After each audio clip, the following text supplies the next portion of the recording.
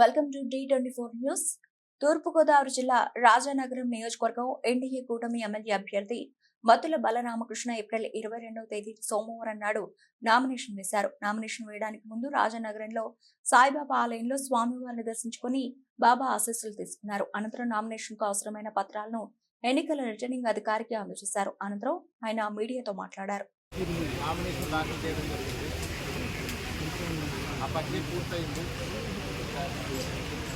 రాజానగరం నియోజకవర్గంలో బొడ్డు వెంకటరమణ చౌదరి గారి నేతృత్వంలో మేమంతా కూడా పూర్తి స్థాయిలో ఎన్నికల ప్రచారం చేస్తున్నాము.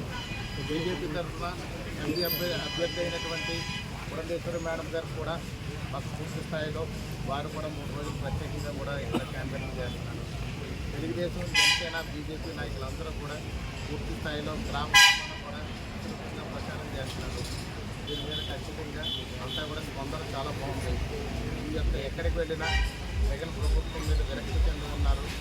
లెక్కపూడి పరిపాలన మీద విరక్తి చెంది ఉన్నామనే మాటే ఖచ్చితంగా భారీ మెజారిటీతో మేము గెలవబోతున్నామని మీ అందరికీ తెలియజేస్తున్నాం.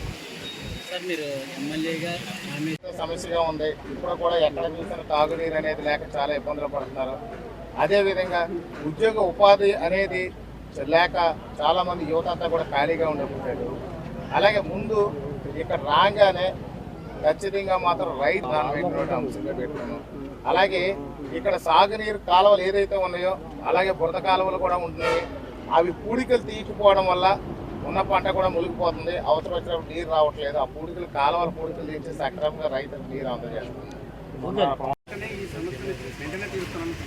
ఇక్కడ ముఖ్యంగా ఉన్నది తాగునీరు అనేది పెద్ద సమస్యగా ఉంది. ఇప్పుడు కూడా ఎక్కడ చూసిన తాగునీరు అనేది లేక చాలా ఇబ్బందులు పడుతున్నారు. అదేవిధంగా ఉద్యోగ ఉపాధి అనేది లేక చాలామంది యువత అంతా కూడా ఖాళీగా ఉండిపోయారు. అలాగే ముందు ఇక్కడ రాగానే ఖచ్చితంగా మాత్రం రైతులకు సాగునీరు సరిపడగా ఇవ్వడం అనేది ప్రధానమైనటువంటి అంశం. అలాగే ఇక్కడ సాగునీరు కాలువలు ఏదైతే ఉన్నాయో అలాగే బురద కాలువలు కూడా ఉంటున్నాయి. అవి పూడికలు తీయకపోవడం వల్ల ఉన్న పంట కూడా మునిగిపోతుంది. అవసరం వచ్చినప్పుడు నీరు రావట్లేదు. ఆ పూడికలు కాలువల పూడికలు తీసి సక్రమంగా రైతులకు నీరు అందజేస్తుంది.